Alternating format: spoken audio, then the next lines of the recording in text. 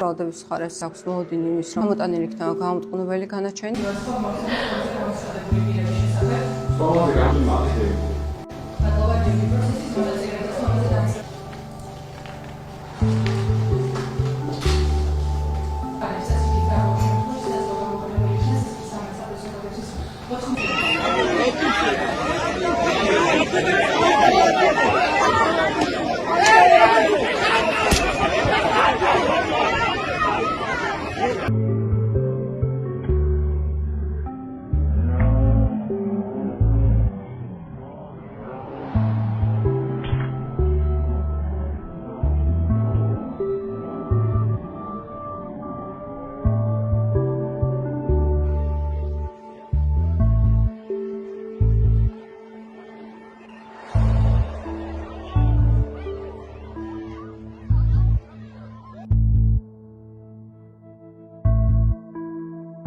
Конкретულად ბეჭდის არაში მქონდა სიცოცხლე და ჩამოჭრებები მქონდა და ბეჭდის არაში მქონდა. რასახის დაზიანება მიიღეთ ეს არ გითქვამთ, გისმენდით, გაგიწითვლათ, სიცოცხლე ქონდათ მარტო.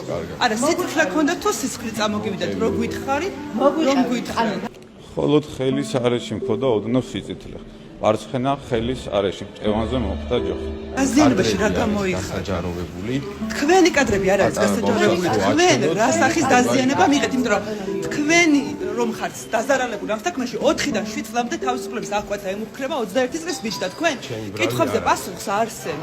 როგორც აღნიშნე ვიდეო ჩანაწერზე ესტატეშვილისათვის დარტყმის ფაქტი არ ჩანს, თუმცა მოცემულ ფაქტთან დაკავშირებით უშუალოდ მოწმის სახით არიან დაკითხული სასამართლოში უშუალოდ როგორც პატრული ინსპექტორები, ასევე დაზარალებულად ცნობილი პირები, ასევე ექიმი, ანუ სამეცნიერო წარმოდგენილი, რომელშიც ასახულია, რომ ესტატეშვილს სწორედ იმ დროს და იმ ადგილას აღენიშნებოდა დაზიანებები მისი მითითებით უშუალოდ მათედევიძისაგან მიყენებული და მოგახსენებათ, რომ ზოგადად ქმედება არის პოლიციაზე თავდასხმა, ჩვენ მას ეპიზოდებს არ ვედავებით, ეს არის ერთიანი ქმედება, გამოხატული იმაში, რომ რამდენჯერმე დაარტყა, ასე ვთქვათ, ჯოხი პოლიციის თანამშრომლებს და ამ შემთხვევაში დაზარალებლად ცნობილი არის 3 პირი. თქმა უნდა, ბრალდების მხარეს გამოკვლეული მტკიცებულებების შედეგად აქვს მოლოდინი იმის, რომ საქმეზე გამოტანილი იქნება გამომტყუნებელი განაჩენი და ბრალდების მხარის პოზიციას ბრალდების მხარე დეტალურად მოგახსენებთ უშუალოდ დასკვნითის სიტყვის ეტაპზე.